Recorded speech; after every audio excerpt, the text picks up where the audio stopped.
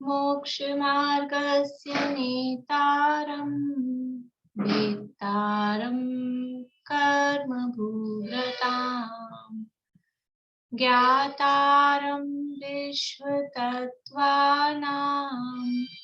वन्दे तद्गुणलब्धये वन्दे तद्गुणलब्धये मोक्षमार्ग के नेता एवं कर्म पर्वतों के भेदक और विश्व के सब तत्वों के ज्ञायक चेतन संवेदक सद्गुण आप समान प्राप्त हो यही भावना भाकर दे विनय पूर्वक करूं वंदना बारंबार जिनेश्वर देव बारंबार जिनेश्वर देव।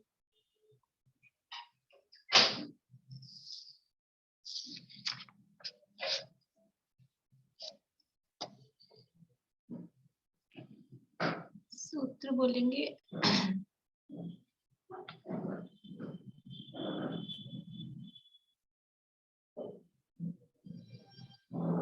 कौन बोल रहे हैं?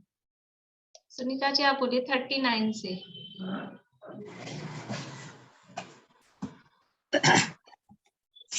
39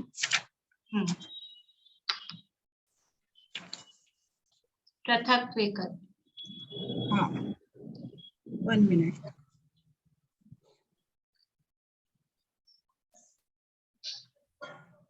पृथकत्व वितर्क एकत्व पृथक्त्वेकत्व वितर्क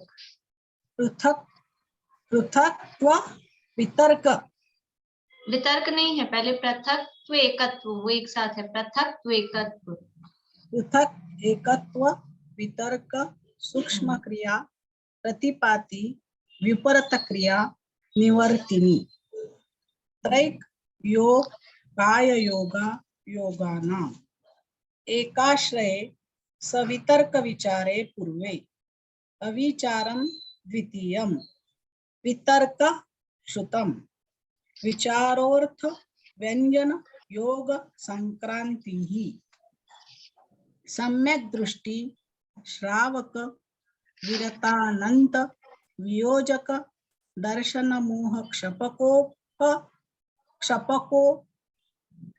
उपशम कोप शांत मोह क्षपक क्षीण मोह जिनाः क्रमशो संख्येय गुण निर्जराः उलाक बकुश कुशील निर्ग्रंथ स्नातका निर्ग्रंथाः संयम श्रुत प्रतिसेवना तीर्थलिंग लेशोपपाद स्थान विकल्पतः साध्याः। ठीक है, बढ़िया।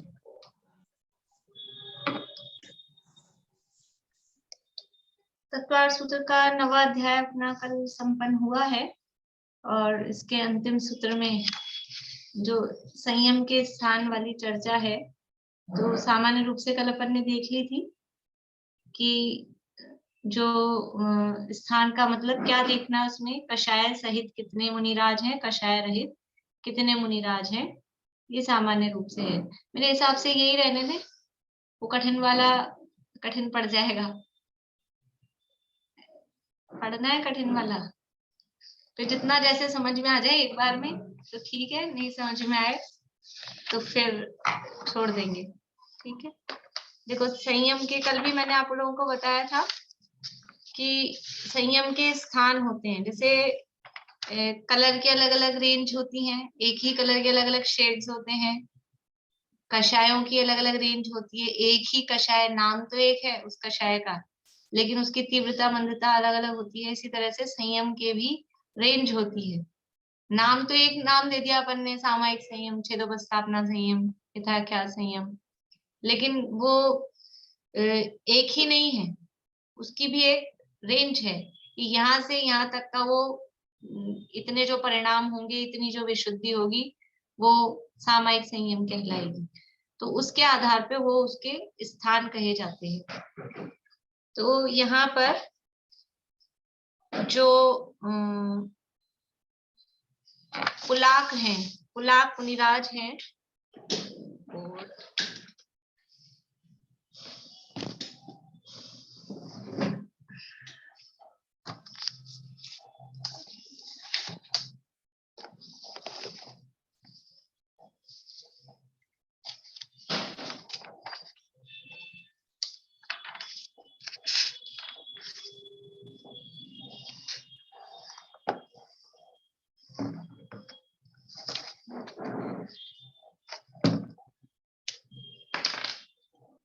देखिए कल अपन देख रहे थे जैसे अपन कोई ग्राफ बनाए,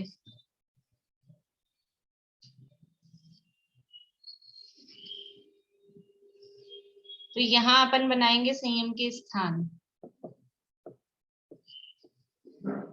और यहाँ अपन देख रहे हैं मुनिराजों को। तो समझ लीजिए ये पुलाक मुनिराज हैं। तो पुलाक ये संयम का स्थान है, ये सबसे जघन्य है, यहाँ से लेके ये समझ लीजिए सबसे उत्कृष्ट स्थान।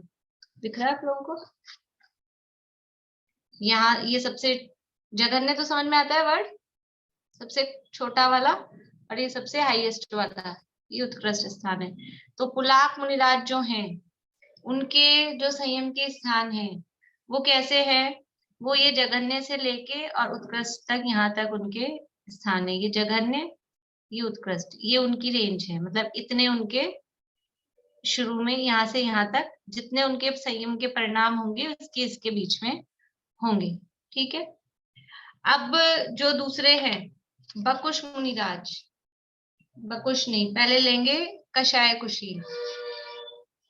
देखिए सब संयम के सबसे जघन्य स्थान वो पुलाक और कषाय कुशील मुनि के हैं। ये दोनों मुनि समान रूप से युगपत असंख्यात स्थान पर्यंत गमन करते हैं।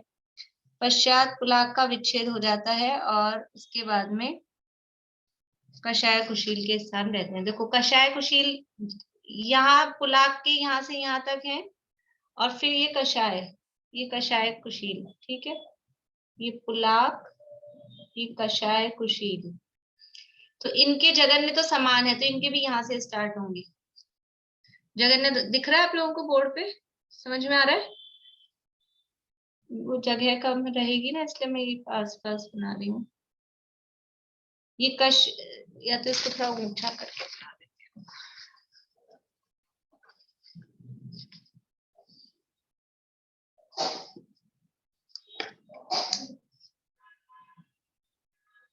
ये पुलाक के यहाँ से लेके यहाँ तक के ये हुए पुलाक के।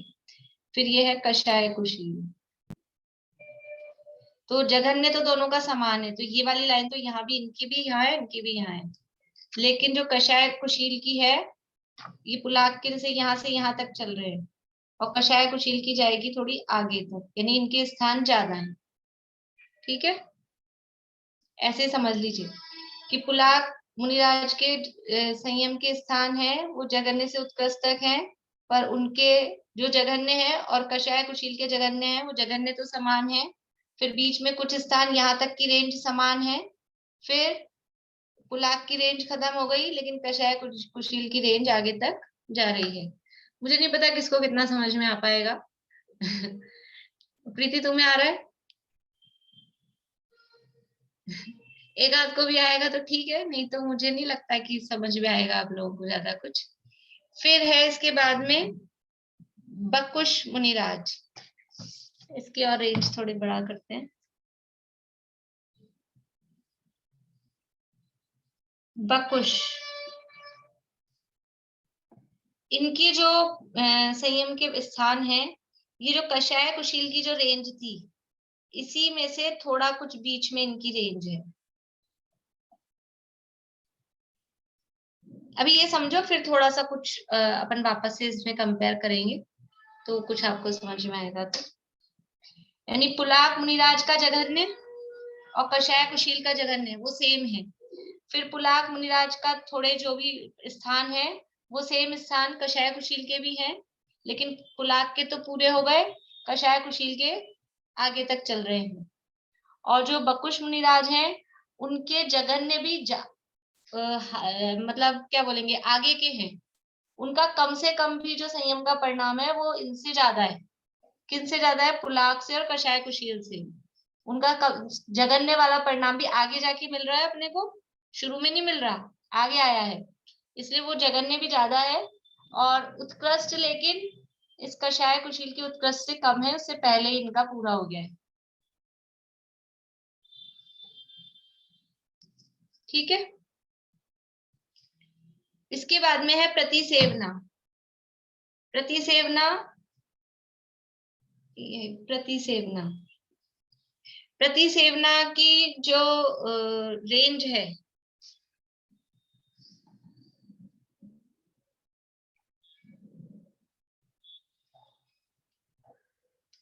कषाय, एक मिनट,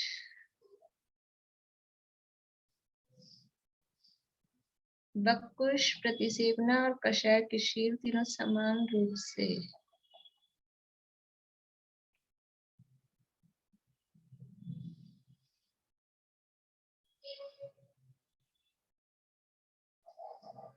ये जो प्रतिसेवना है ये भी यहाँ से चालू हो रहे हैं जहां से बकुश की चालू हो रही है, लेकिन इनकी रेंज है थोड़ी आगे, यहाँ तक। ठीक है, थोड़ी यहाँ तक बनाते हैं। आप क्या कह रहे हैं अनीता जी? मैं कल दीदी थी नहीं क्लास में, मैं ये पूछ रही हूँ कि दीदी संयम में चारित्र तो सेम है ना, पुलाक, बकुश और कुशील का, और गुण स्थान भी सेम है, फिर अलग अलग किससे हो रहा है मतलब इनका? जो पुलाक, बता रही है बकुश और कुशील का चारित्र या संयम सेम है ना, हाँ, और गुण स्थान भी सेम है। वही कहने को सेम है, जैसे इसीलिए वो अभी अपन ने उदाहरण लिया कि कहने में तो सबके से हम सब, हाँ सभी इंडियंस का रंग कौन सा होता है, कलर, तो कहेंगे वो व्हिटिश गेहुआ रंग होता है। तो सबका एक सा होता है क्या? या फिर किसी से पूछा जाए कि मान लीजिए किसी का रंग कौन सा है, कि गोरा है, तो सब गोरे एक से होते हैं क्या? अपन कहते हैं अभी गोरा रंग है, लड़की देख के आए तो कैसा है कि गोरा है, तो सब गोरे गोरे रंग एक से होते हैं क्या? तो उसमें फर्क होता है ना। ऐसे ही हमने कह दिया उनका संयम तो सामायिक और छिदोपस्थापना है कि परिहार विशुद्धि है, लेकिन सब एक से नहीं होते, उसमें फर्क होता है। तो वो फर्क यहाँ बता रहे हैं कि इनकी रेंज कहाँ से कहाँ तक जा रही है। मुझे नहीं लगता है कि बहुत ज्यादा आप लोगों को समझ में आएगा, मतलब थोड़ा गुण सा स्थान भी तो छठे से उससे 10वां तक होने परिचित के नहीं है बाद, ना अपन। मतलब गुण स्थान भी छठे से 10वां तक है कषाय कुशील का, तब भी मतलब वो पहले बस ज्यादा है उनका मतलब। हाँ, गुणस्थान, देखो गुणस्थान है वो अलग चीज है, यहाँ संयम के परिणाम है। और वो तो गुणस्थान ओवरऑल बताए हैं कि कोई भी कषाय कुशील है तो वो छठे से 10वें के बीच में हो सकता है। तो उसमें ऐसा हो सकता है कि जो छठे वाले हैं, छठे वालों के ये लोअर परिणाम होंगे, छठे सातवें वालों के, और जो आगे बढ़ते जा रहे हैं उनके ये ठीक है, अपर वाले परिणाम होंगे।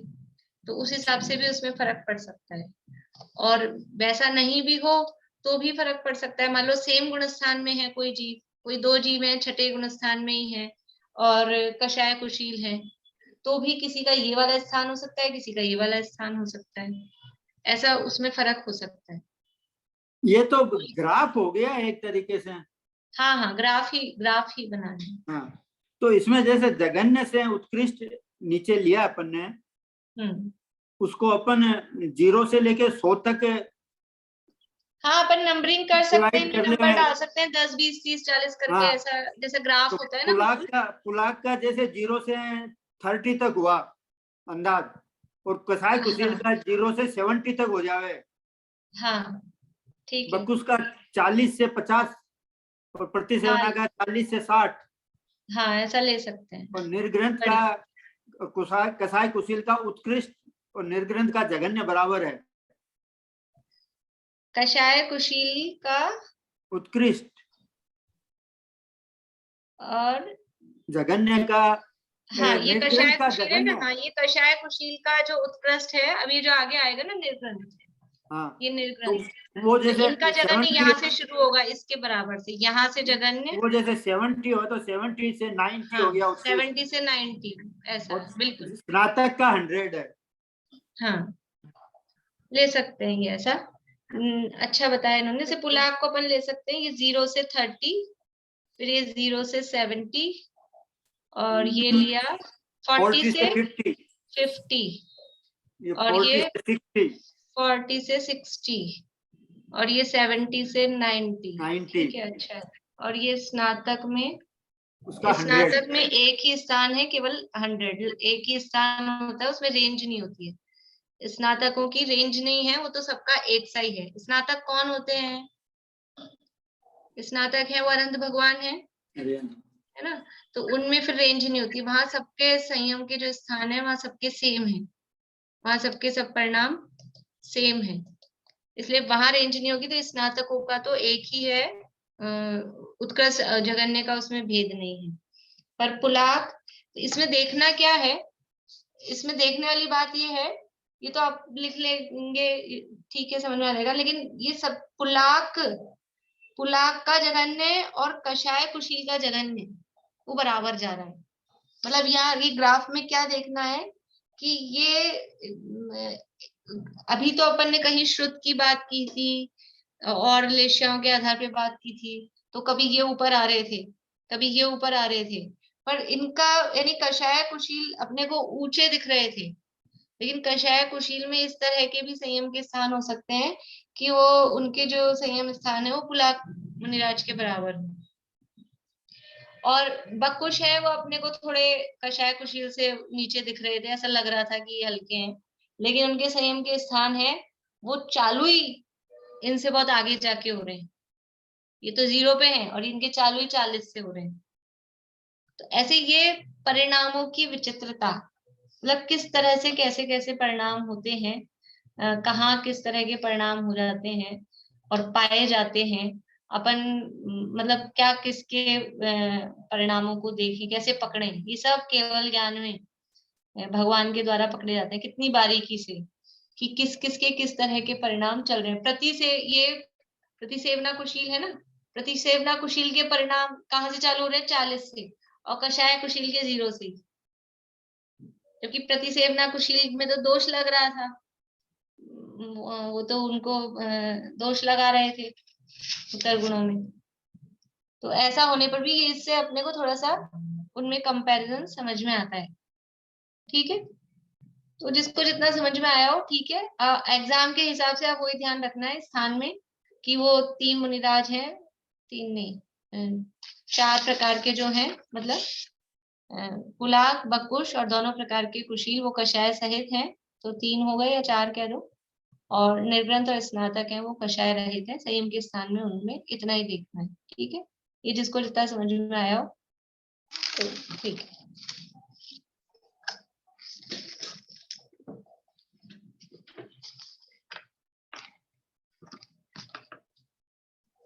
इस तरह से ये यहाँ पर मुनिराजों की विशेषताओं के माध्यम से ये निर्जरा का प्रकरण यहाँ पर पूरा किया है।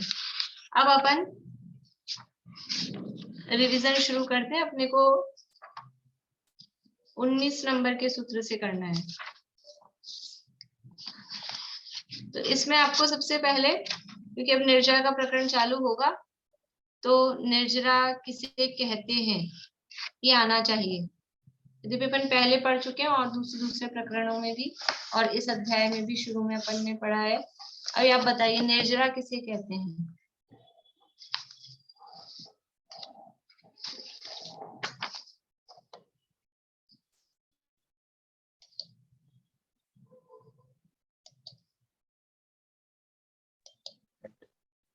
कर्मों का आत्मा से एक देश झड़ना, अलग होना।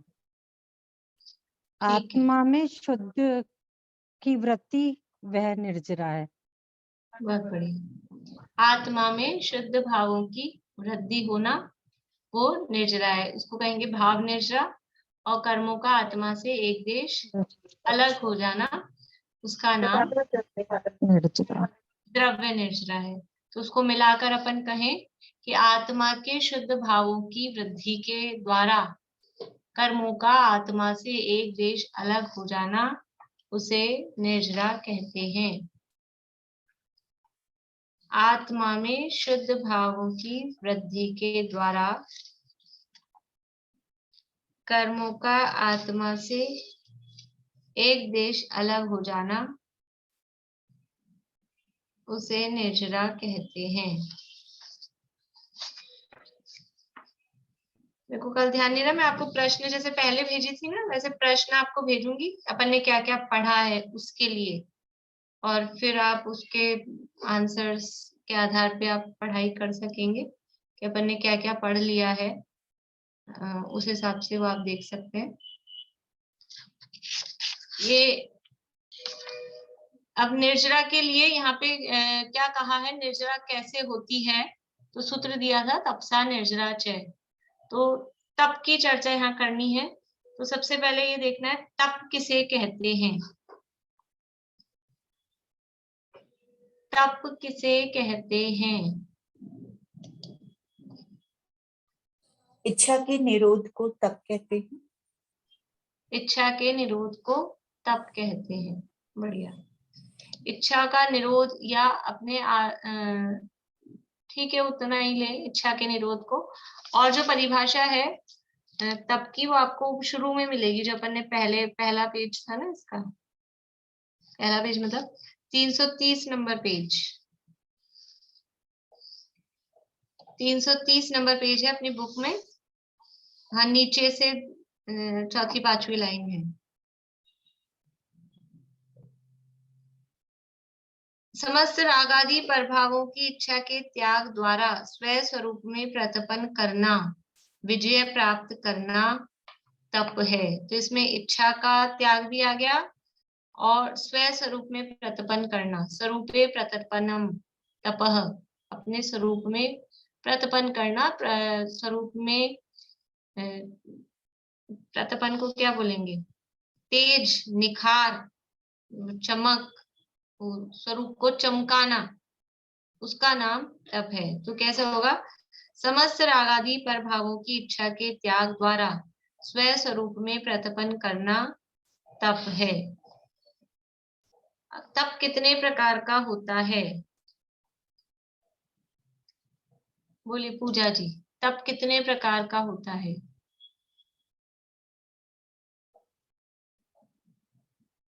चालू करिए आवाज। अंतरंग तप और बाह्य तप। हाँ, दो प्रकार का तप होता है, अंतरंग तप और बहिरंग तप। अंतरंग तप किसे कहते हैं?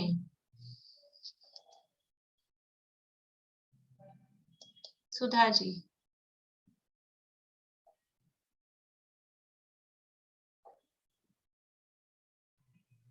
जो तब बाहर से दिखाई नहीं देता है, मन के अंदर अंदर अपने भीतर होता है, उसको अंदर तप कहते हैं।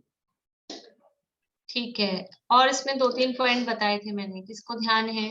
अंतरंग तप को अंतरंग तप क्यों कहते हैं?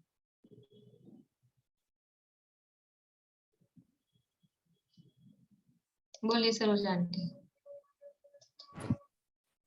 मन के अवलंबन से होते हैं, अन्य मतों में नहीं पाए जाते हैं, बाहरी कर्तव्यों की अपेक्षा नहीं होती है। हाँ। और बाहर से विशुद्धि दिखती नहीं है, दिखती है, दिखती नहीं है। हाँ, अंदर में यानी अपने अंदर में होते हैं, अंदर में दिखाई नहीं देते।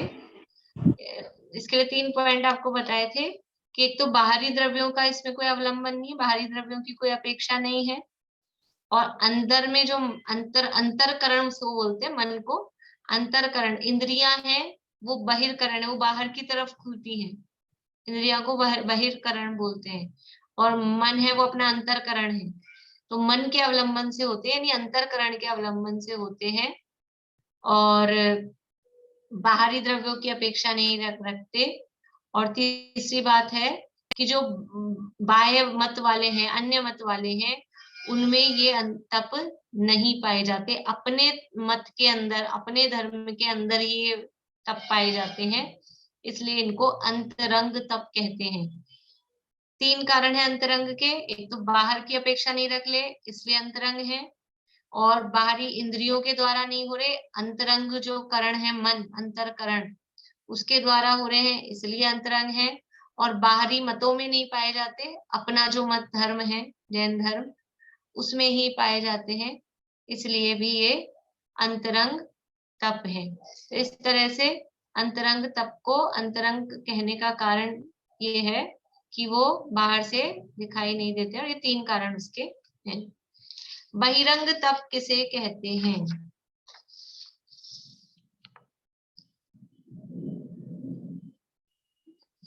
बहिरंग तप किसे कहते हैं?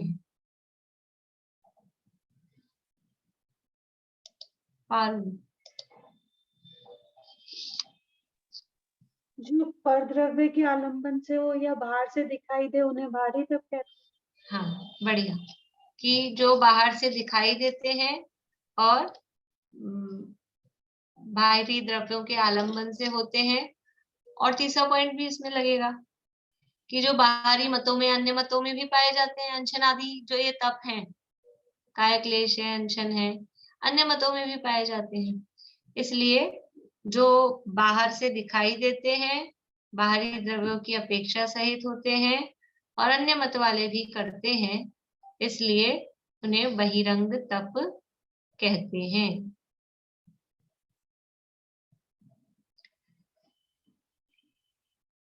बहिरंग तप कितने होते हैं? बहिरंग तप कितने होते हैं और कौन कौन से?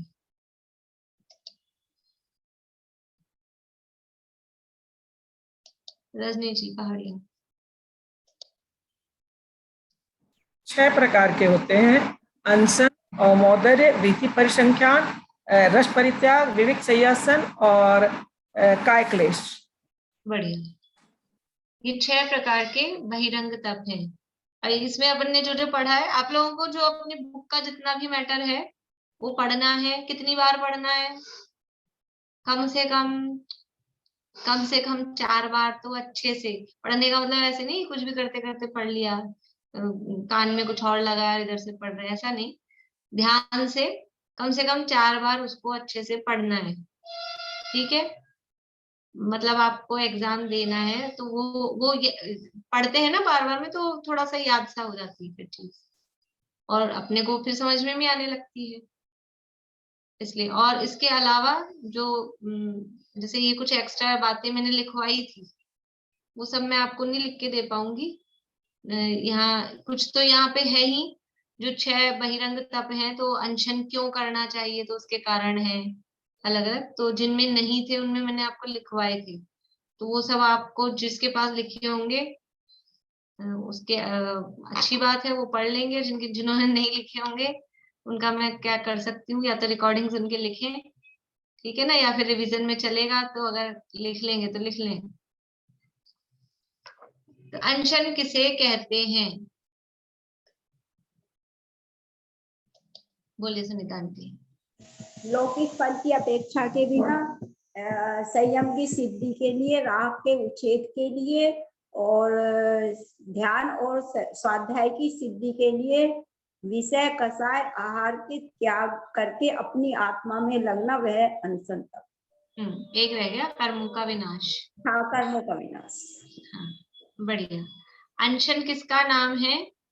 कि सामान्य रूप से कहेंगे तो 4 प्रकार के आहार के त्याग का नाम अनशन है, लेकिन अकेले 4 प्रकार के आहार का त्याग तो कोई भी कर देता, हो जाता है लोगों के, उसका नाम अनशन नहीं है। तो उसके लिए साथ में कहा लौकिक फल की अपेक्षा के बिना संयम की सिद्धि, राग का उच्छेद, कर्मों का विनाश, ध्यान और स्वाध्याय की सिद्धि के लिए 4 प्रकार के आहार का त्याग करना अनशन नामक तप है।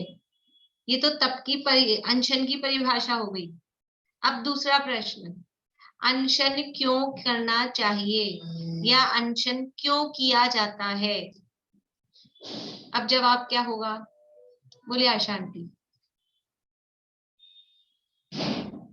अपने आत्मा में ध्यान के लिए और अपने को बाहर के प्रभावों से दूर हटाकर अपने आप में स्थित रहने के लिए, उसमें सिद्धि के लिए, उसमें सहायता, उसमें और सहायता मिले, उसके लिए अनशन का तप किया जाता है।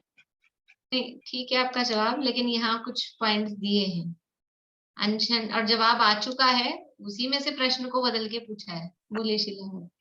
शरीर और भोजन से राग कम करने के लिए। ठीक है, वो एक पॉइंट उसमें से आया है। बोलिए सुनीता जी। अनशन इसलिए किया जाता है कि संयम की सिद्धि हो, राग का उच्छेद हो, कर्मों का विनाश हो, ध्यान और स्वाध्याय की सिद्धि हो और लौकिक फल की अपेक्षा न रखते हुए चारों प्रकार के आहार का त्याग हो। बढ़िया। इसे अनशन कहा। अनशन, देखो अनशन की परिभाषा में भी वो बात थी, और अब उस परिभाषा में से ही हमने दूसरा प्रश्न पूछ लिया कि अनशन क्यों किया जाता है। तो संयम की सिद्धि के लिए, राग के उच्छेद के लिए, कर्मों के विनाश के लिए, ध्यान और स्वाध्याय की सिद्धि के लिए। अब वो जो शीला अभी आपने कहा था कि शरीर और भोजन से राग, तो बस वो राग का उच्छेद एक पॉइंट आया, पर कर्मों का विनाश हो, क्योंकि तपसा निर्जरा च, तो ये अनशन तप के रूप में हम कर रहे हैं, तो कर्मों का विनाश भी अंदर से अपना हम चाहते हैं कि नहीं चाहते हैं, तो कर्मों का विनाश हो। और जब अनशन कर रहे हैं तो इसलिए अनशन कर रहे हैं कि ध्यान और स्वाध्याय के लिए हमको समय मिल सके, उपयोग उसमें लग सके, तो ध्यान और स्वाध्याय की सिद्धि के लिए। और संयम की सिद्धि हो, जीवों की रक्षा का पालन हो, अनशन करेंगे तो बाहर में आरंभ कम होगा, इसलिए इनके लिए वो अनशन किया जाता है। तो अनशन किसे कहते हैं, अनशन क्यों किया जाता है, ठीक है। और फिर आगे उपवास किसका नाम है, अनशन का ही दूसरा नाम उपवास है। तो उपवास, उप यानी समीप में, वास यानी रहना, किसके समीप में रहना, अपने आत्मा के समीप में रहना, उसका नाम उपवास है। तो उपवास किसे कहते हैं, उपवास किसे कहते हैं, ऐसी परिभाषा पूछी जाए तो क्या कहा जाएगा। बोलिए वर्षा। आत्म स्वरूप में लीन रहना, ज्ञान ध्यान में लीन रहना उपवास। अकेला हम तो ज्ञान ध्यान में लीन रहेंगे और भोजन करते रहेंगे 2 बार 4 बार जितनी भी बार, तो उपवास हो जाएगा ना अपना। बल्कि आत्मा में लीन रहना, ज्ञान ध्यान में लीन रहना, उसका नाम उपवास है। तो हम तो बस आत्मा में लीन रहेंगे, तो खाने में क्या दिक्कत है। चारों प्रकार के आहार का त्याग करके आत्मा के स्वरूप में लीन रहना उपवास। ठीक है, और भी कुछ आएगा। बोलिए अनीता जी। जहाँ आहार का त्याग और पंचेंद्रिय भोगों का त्याग, कषाय का भी त्याग हो। हाँ बढ़िया, वो उपवास है। जहाँ पर आहार के त्याग के साथ साथ कषायों का भी और पंचेंद्रिय के विषयों का, इनका भी, तो विषय, कषाय और आहार, इन 3 चीजों का त्याग जहां पर होता है उसका नाम उपवास है। विषय, कषाय और आहार के त्याग को उपवास कहा जाता है। विषय भी छूटे, हमने आत्मा में लीन तो हुए, यानी कषाय, विषय और आहार के त्याग के साथ में जो आत्मा की निकटता है उसको ऐसा कहें। कषाय, विषय और आहार के त्याग के साथ में जो आत्म स्वरूप के समीप रहना, आत्मा के ज्ञान ध्यान में लीन रहना, उसका नाम उपवास है। तो भोजन का भी त्याग होगा, ऐसा नहीं है कि अकेले आत्मा में लीन रहे, आत्मा के निकट रहना, भोजन का भी त्याग होगा, और मात्र यही 2 चीजें नहीं होगी, उसके साथ में कषायों का और विषयों का त्याग वो अपने आप ही होगा। यदि आत्मा में लीनता है तो विषय कषायों में तो लीनता हो ही नहीं सकती है, तो वहां से तो छूटेगा ही। इसलिए विषय कषायों के त्याग के साथ में भोजन का त्याग, और फिर उसके साथ में अपने आत्म स्वरूप की निकटता, इसका नाम उपवास है। ठीक है, तो कषाय यहाँ दी है परिभाषा कि लास्ट पेज नंबर 369 बहिरंग तप जो हेडिंग है, जो ये श्लोक दिया है उसके नीचे कषाय विषय और आहार के त्याग पूर्वक आत्म स्वरूप के समीप ठहरना अर्थात ज्ञान ध्यान में लीन रहना, वो वास्तविक उपवास है। यानी उपवास के दिन क्या करना चाहिए और क्या नहीं करना चाहिए, अब ये पूछा जाए तो हम बता सकते हैं? उपवास के दिन क्या करना चाहिए और क्या नहीं करना चाहिए, इस परिभाषा के आधार पे बताना है, बहुत सारा नहीं बताना है। बोले आभा जी। उपवास के दिन विषय कसाय और आहार का त्याग करके आत्म स्वरूप के समीप ठहरना और ज्ञान ध्यान में लीन रहना ही वास्तविक उपवास है। इस उपवास के दिन यही करना चाहिए। बहुत बढ़िया। यानी उपवास के दिन विषयों का त्याग, 5 इंद्रिय के विषयों का त्याग, स्पर्श रसना घ्राण चक्षु कर्ण इंद्रिय के विषयों का त्याग। अब वो विषयों का क्या स्वरूप है, कहाँ कहाँ वो विषय हैं, उन सब का त्याग। तो विषयों का त्याग, कषायों का त्याग, उपवास के दिन ही सलटारा करने बैठ गए, निपटाना करने बैठ गए, ये कषाय हो जाए, कषायों का त्याग। और फिर साथ में आहार का त्याग, ये तो त्याग करना चाहिए, यानी आहार नहीं करना चाहिए, कषाय नहीं करनी चाहिए, विषय सेवन नहीं करना चाहिए। तो फिर करें क्या कि आत्म स्वरूप के निकट रहें, ज्ञान ध्यान में लीन रहना चाहिए, ध्यान और अध्ययन करना चाहिए, ये कर्तव्य है और वो अकर्तव्य नहीं करनी। ठीक है। अवमौदर्य, अवमौदर्य किसे कहते हैं?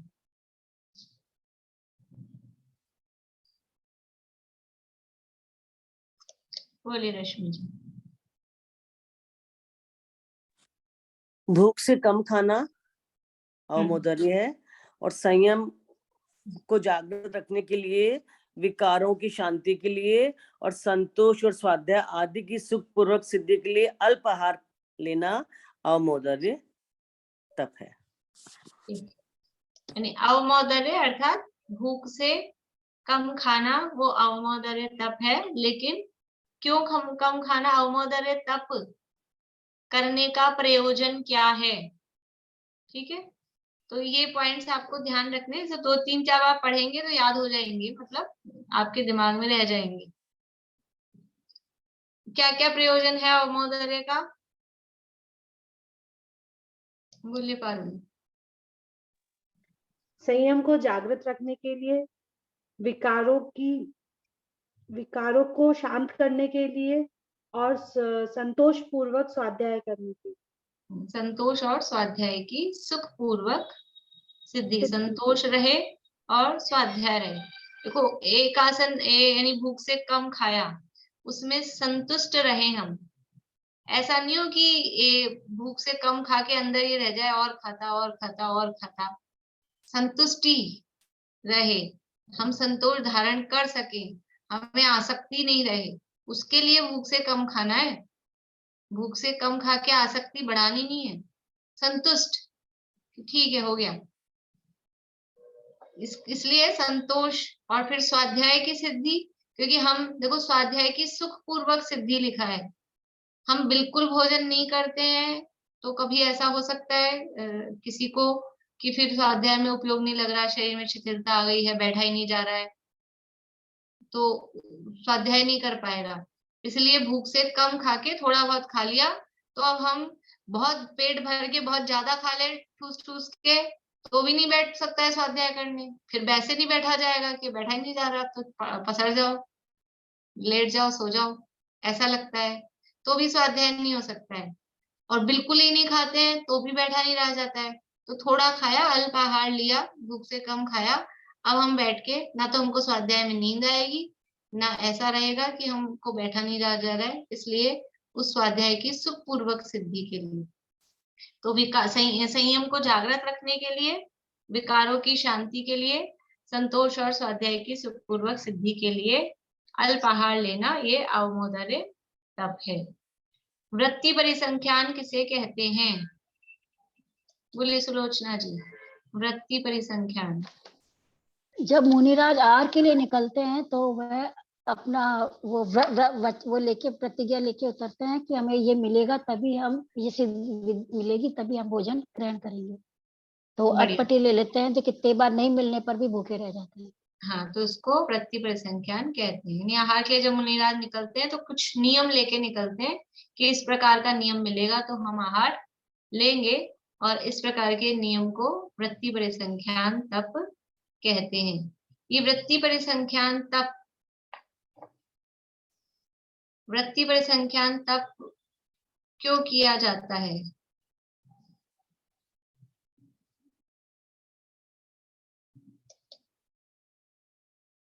अब कौन बताएंगे? बोले सुनीता आंटी। तृष्णा की निवृत्ति के लिए वृत्ति परिसंख्यान। तृष्णा की निवृत्ति के लिए, इच्छा, तृष्णा को इच्छा आशा कह सकते हैं। इच्छा की, आशा की या तृष्णा की निवृत्ति के लिए ये वृत्ति परिसंख्यान, क्योंकि आहार के लिए गए और फिर ऐसी प्रतिज्ञा ले ली। अब वो प्रतिज्ञा, अगर तृष्णा होगी, आहार की अधिक गहरी इच्छा होगी, तो कहीं को लेगा प्रतिज्ञा। लेकिन अंदर से आहार की ज्यादा तृष्णा नहीं है, ज्यादा इच्छा नहीं है। ज्यादा इच्छा मतलब भूख नहीं है, ऐसा नहीं, आहार के प्रति आसक्ति नहीं है। इसलिए ऐसी प्रतिज्ञा लेते हैं कि मिले ही नहीं, फिर भी मिल जाती है। आप देखो किस किस तरह की विधि, गाय के बैल के सींग में गुड़ की भेली, ऐसा आता है आदिनाथ मुनिराज के संबंध में भी। और भीम मुनिराज के संबंध में ऐसा आता है कि गदा में गुड़ की भेली लगी हुई मिले तो मैं आहार लूंगा। अब गदा में, गाय के सींग में तो फिर भी चलो, गदा में गुड़ की भेली कहाँ से लगी हुई मिलेगी? फिर भी मिल गया उनको, ऐसा नहीं, और फिर भी उनका आहार हो गया। ये तो उदय पे डिपेंड करता है, मतलब उनको इतनी विरक्ति आहार के प्रति, ऐसे ऐसे नियम लिए, और फिर भी यदि आहार होने का जो होता है, यानी उस तज्जन्य उदय होता है तो मिल जाता है। और नहीं तो कोई नियम नहीं ले तो भी अंतराय आ जाए, कुछ और काम हो जाए, नहीं ले पाए, विधि नहीं मिले, पड़गाहन ही नहीं हो पाए, ऐसा भी हो जाए। रस परित्याग तब किसे कहते हैं? बोलिए स्नेहलता जी। इंद्रियों को वश में करने के लिए जो लिया जाता है उसको रस परित्याग कहते हैं। दमन के लिए इंद्रियों के जोर से बोलिए ना, यहाँ बारिश की आवाज आ रही तो मुझे आवाज नहीं आ रही, आप थोड़ा जोर से। इंद्रियों के दमन के लिए किया जाता है रस परित्याग। ये 6 चीजें होती है जिनमें से कोई भी चीज का वो त्याग करके चलते हैं। और जैसे घी है, दूध है, दही है, नमक है। यानी इंद्रियों के दमन के लिए 6 प्रकार के रसों में से किसी अलग अलग रसों को बदल बदल के त्याग करना, वो रस परित्याग कहलाता है। रस परित्याग के कारण, रस परित्याग क्यों किया जाता है?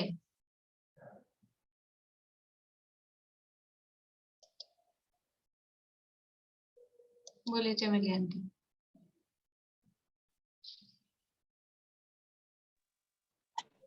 इच्छाओं का निरोध करने के लिए और शारीरिक आवश्यकताओं के बीच कितना संयमन संतुलन नियमन है उसके लिए।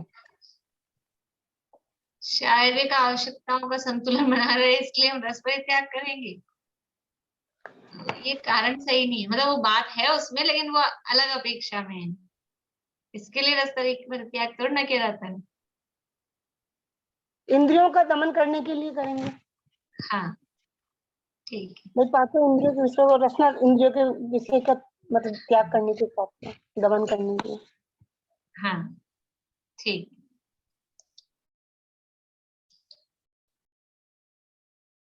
बोलिए रजनी जी। शरीर में हार्मोनों को बैलेंस करने के लिए किसी भी एक चीज की कोई अधिकता ना हो जाए या कोई चीज की कमी ना हो जाए, तो उसको संतुलित करने के लिए। प्रश्न ये नहीं है जो आप लोग जवाब दे रहे हैं।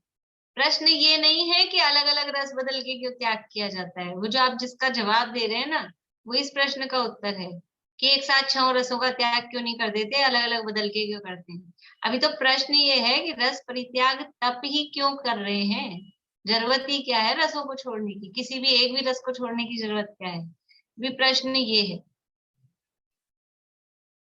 बोलिए रेखा जी।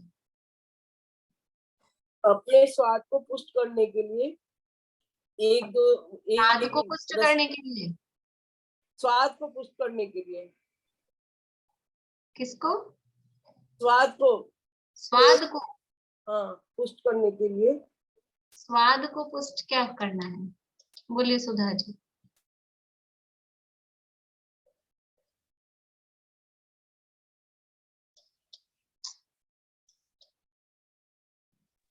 जीव इंद्रियों के दमन के लिए और नींद पे विजय पाने के लिए और स्वाध्याय की सिद्धि के लिए ये रस परित्याग तब किया जाता है।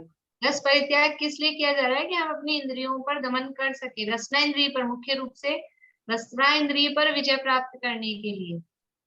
क्योंकि भोजन बेस्वाद हो जाता है, किसी भी एक रस का त्याग करते हैं तो भोजन बेस्वाद हो जाता है। इसलिए वो अपनी इंद्रियों पर विजय प्राप्त करने के लिए नींद पर विजय, नींद पर कैसे विजय प्राप्त होगी, यदि वो रसीला भोजन होगा तो अच्छे से दबा दबा के खाने में आएगा, बढ़िया लगता है ना, तो अच्छे से खाने में आता है खूब भर पेट, और भर पेट खूब खाएंगे तो फिर क्या होगा, नींद आएगी। और फिर उन रसों में घी, तेल, ये चिकनाई वाले, मीठा, ऐसे पदार्थों को खाने से भी नींद आती है। अधिक घी वाला भोजन करो, मीठा भोजन करो तो वो भी आलस बढ़ाता है, प्रमाद बढ़ाता है। इसलिए इंद्रियों पर, नींद पर विजय प्राप्त करने के लिए, और फिर वही हम सुखपूर्वक स्वाध्याय कर सके, नींद नहीं आएगी, आलस नहीं आएगा, पेट भर भी जाएगा, शरीर में शिथिलता भी नहीं रहेगी और इंद्रियां भी वश में रहेंगी और नींद भी नहीं आ पाएगी। क्योंकि उनको करना क्या है, पेट का गर्त पूरण, एक बताया था मुनिराज आहार क्यों लेते हैं, खड्डा भरना है, तो खड्डा भी भर जाए और जीभ का आसक्ति भी नहीं रहे, स्वाद की भी आसक्ति नहीं रहे, ऐसा करने के लिए वो रस परित्याग किया जाता है। अब वो जो आप लोग जवाब दे रहे थे, तो वो प्रश्न ऐसा है कि प्रश्न ऐसा पूछा जाए कि एक साथ 6 रसों का त्याग क्यों नहीं किया जाता, एक एक बदल बदल के रस का त्याग करने की आवश्यकता क्या है, तो उसमें ये जवाब आएगा कि जिससे कि शरीर में बैलेंस बना रहे, किसी भी तत्व की कमी नहीं हो। एक साथ सारे चीजों का त्याग कर देंगे तो शरीर में उन तत्वों की कमी हो जाएगी, तो बदल बदल के करते हैं तो तत्वों की कमी भी नहीं होती है। और स्वाद भी, असली काम क्या है, रसना इंद्रिय पर विजय प्राप्त करना। तो यदि हमने परमानेंटली किसी एक रस का त्याग कर दिया तो अपने को वैसा ही फीका भोजन ही अच्छा लगने लग जाता है, वही स्वाद बन जाता है। तो कभी कभी यदि उसका रस का त्याग करते हैं तो वो हमको बेस्वाद लगता है, कभी बिना घी का खाया, कभी बिना नमक का खाया, कभी बिना मीठे का खाया, कभी दूध नहीं लिया, कभी दही नहीं लिया, तो वो भोजन फिर जिसको जिसकी आदत होती है ना, कुछ लोगों को होता है कि बिना मीठे के नहीं चले, कुछ लोगों को बिना दही के नहीं चले, किसी को बिना दूध के नहीं चले, तो फिर वो उस दिन उसको वो अटपटा लगता है, तो उस दिन उस भोजन में आसक्ति कम होती है और इसकी वजह से रस परित्याग किया जाता है। विविक्त शय्यासन तप किसे कहते हैं?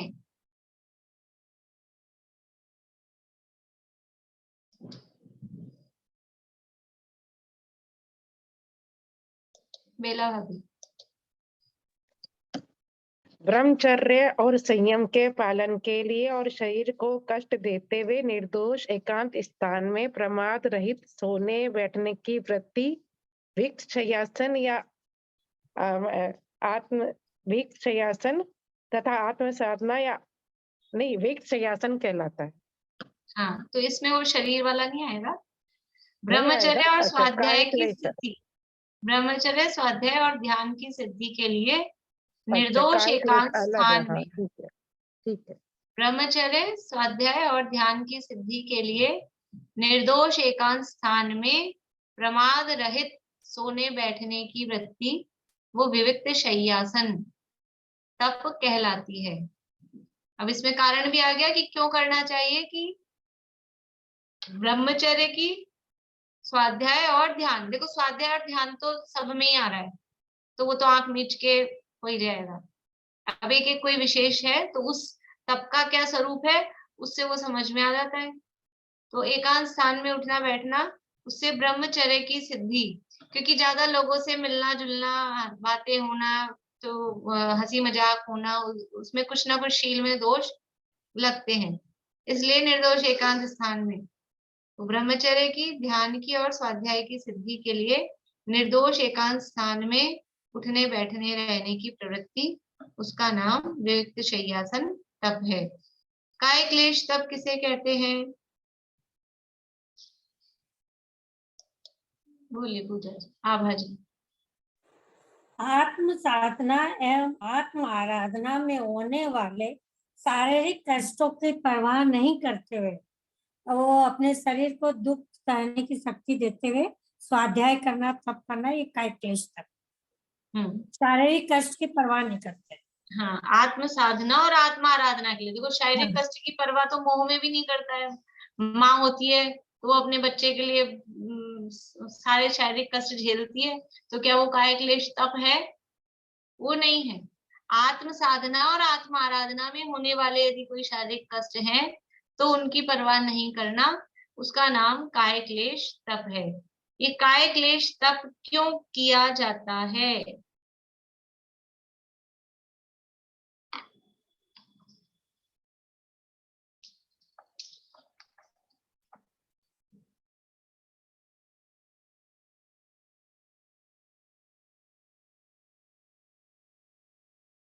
बोलिए अनिता जी। एक तो शरीर का सुखिया स्वभाव नष्ट करने के लिए, शांति पूर्वक परिचय सहन करने के लिए, और एक मोक्ष मार्ग की प्रभावना के लिए। बढ़िया। अभी तो आप लोग देख के बोल रहे हैं, मुझे मालूम है, लेकिन आत्म साधना के लिए भी देख के भी वो बोल पा रहे हैं जिन्होंने लिखा है और उनको भी पता है कि हमने लिखा है और कहाँ लिखा है, तो बोल पा रहे हैं। तो कम से कम आपको पता तो है कि ये चीज पढ़नी है अपने को, ठीक है। वरना आप कुछ लोग ये सोच रहे होंगे कि तो देख के बोल रहे हैं, इनका देख के बोल रहे हैं तो वो तो पता होना चाहिए हमने लिखा है और कहाँ लिखा है। इतना भी पता हो तो भी बहुत बड़ी बात है, नहीं तो लिख लिख के भूल जाते हैं। तो ये काय क्लेश तप क्यों किया जाता है? शरीर का सुखिया स्वभाव, अपने शरीर का स्वभाव कैसा हो गया? आराम में रहना, जरा सा भी कष्ट सहन ही नहीं करते हैं, तो शरीर का सुखिया स्वभाव नष्ट करने के लिए और शांति पूर्वक परिचय सहन करने की आदत हो। परिचय सहन करने के लिए शांति पूर्वक अपन, यानी पहले से ही हम ऐसा तब कर रहे हैं कि परिचय जब आए तो भी कोई तकलीफ नहीं हो, तो परिचयों को शांति पूर्वक सहन करने के लिए और मोक्ष मार्ग का प्रभाव, क्योंकि काय क्लेश तब बाहर में दिखता है, ज्यादा दिखता है, स्पष्ट रूप से दिखता है, उससे लोग ज्यादा प्रभावित होते हैं कि ऐसा कठोर तप कर रहे हैं, नग्न दिगंबर हैं, सर्दी में उगाड़े बदन बैठे हैं, तो अन्य मतियों को भी, सबको भी देख के उसका बहुत प्रभाव पड़ता है। कोई भी देखेगा तो कहेगा जैनों का तप बहुत कठिन है, जैनों का बहुत कठोर तप है, क्योंकि वो नग्न दिगंबर दशा ही अपने आप में दिखा रही है कि सर्दी गर्मी बरसात उस सबको ऐसे ही रहना है, झेलना है, और थोड़ा भी वो और स्वरूप जानेंगे तो बहुत उससे प्रभाव पड़ता है। तो जैन धर्म की मोक्ष मार्ग की प्रभावना के लिए भी ये काय क्लेश तप किया जाता है। इस तरह से ये बहिरंग तपों की चर्चा अपनी हो गई है, और अंतरंग तप किसे कहते हैं वो चर्चा हो गई है। अंतरंग तप कितने होते हैं? नाम बताने हैं, नाम सहित। बोलिए रश्मि जी। अंतरंग तप 6 हैं। पहला तो है प्रायश्चित, विनय व्रत, स्वाध्याय और त्याग और ध्यान। कितने हो गए ये? 1 2 3 4 5 6 होने चाहिए ना, 6 हैं। तो आपने विनय वैया व्रत एक साथ बोला है, एक है कि दो हैं? वैया व्रत एक है और स्वाध्याय विनय अलग है, वैया व्रत है। विनय अलग आपने है। एक साथ बोला था विनय वैया व्रत, सॉरी, तो ऐसा लगा कि एक ही है। ठीक है, बढ़िया। नहीं। प्रायश्चित, विनय वैयाव्रत के स्वाध्याय, व्युत्सर्ग और ध्यान, इस तरह से ये 6 अंतरंग तप हैं। अभी मैं केवल नाम पूछ लेती हूँ, फिर कल अपन उसकी आप लोग पढ़ के आना कल परिभाषाएं आगे। प्रायश्चित के कितने भेद हैं, उनके नाम?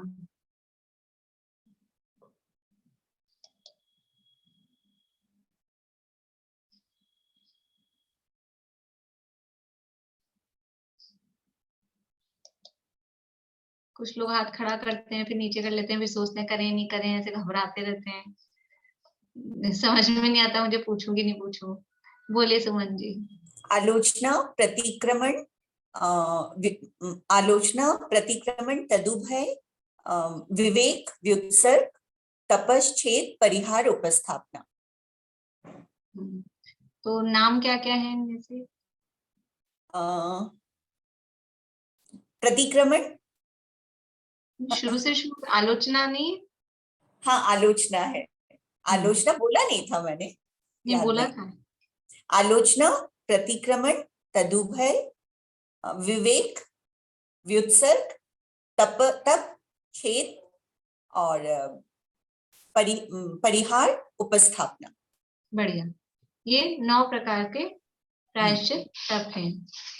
प्रायश्चित किसे कहते हैं और इन 9 का स्वरूप को मैं कल पूछूंगी, आप लोग पढ़ के आना, ठीक है? प्रायश्चित की परिभाषा और इन 9 की परिभाषा। अभी विनय कितने प्रकार की होती है, भेद बता दीजिए। बोलिए अंकल।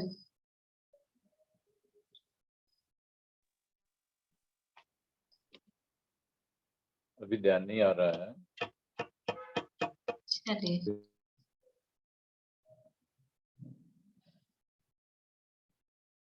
सुधा जी।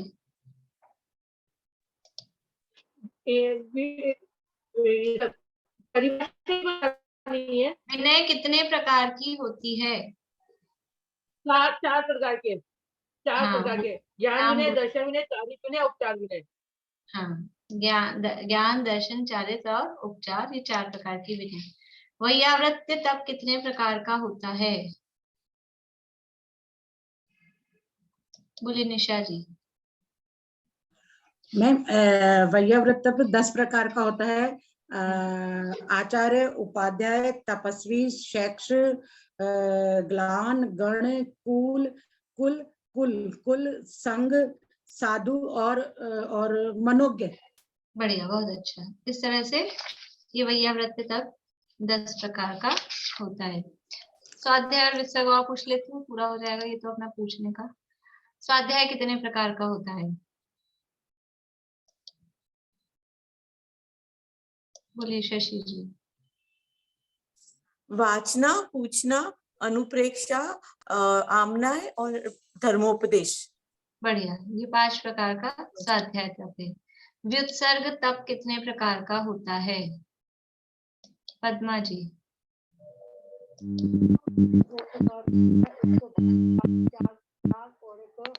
अंतर उपाधि त्याग। आपने सही ही बोला होगा ऐसा समझ के मैं समझ रही हूँ, क्योंकि आपके माइक में डिस्टरबेंस ज्यादा है, आवाज कम आई समझ में। बाय व्युत्सर्ग और अभ्यंतर, यानी बाय उपाधि त्याग और अभ्यंतर उपाधि त्याग, इस तरह से ये व्युत्सर्ग तप के 2 भेद हैं।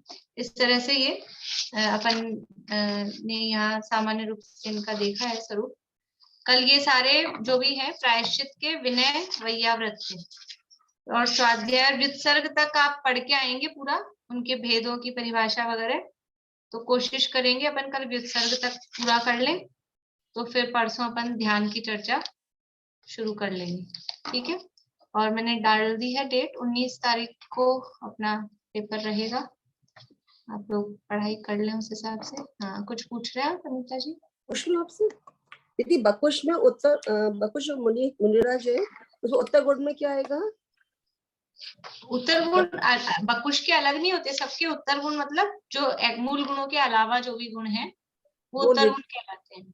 तो क्या लिखेंगे इसमें अपने को? उत्तर गुण में क्या उत्तर गुण आएगा? का मतलब है जैसे तप है, तप तो नहीं, हाँ या ना में क्या आएगा इसका आंसर? फिर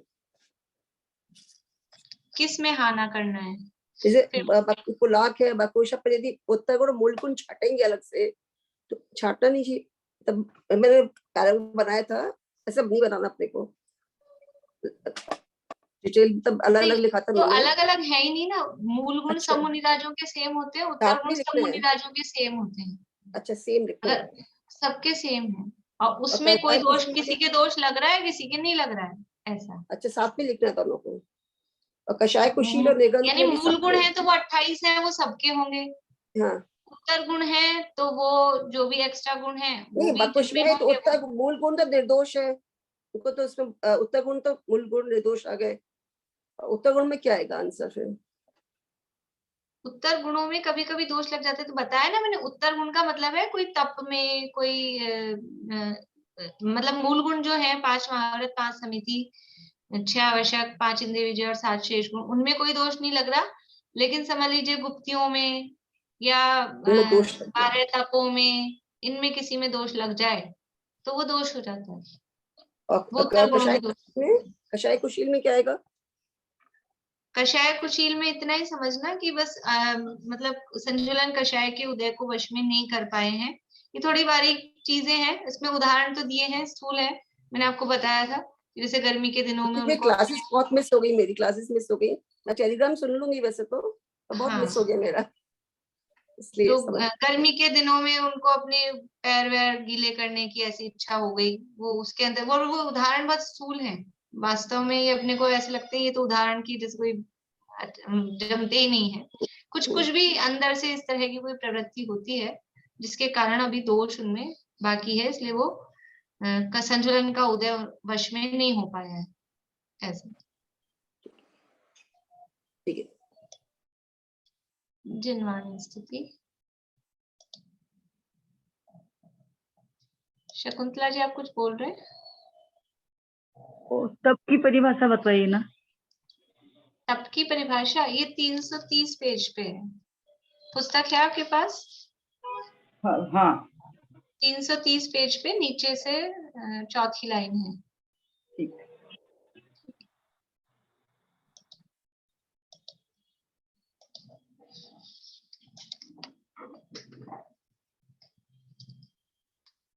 वीर हिमाचल निकसी गुरु गौतम के मुख कुंड ढरी है।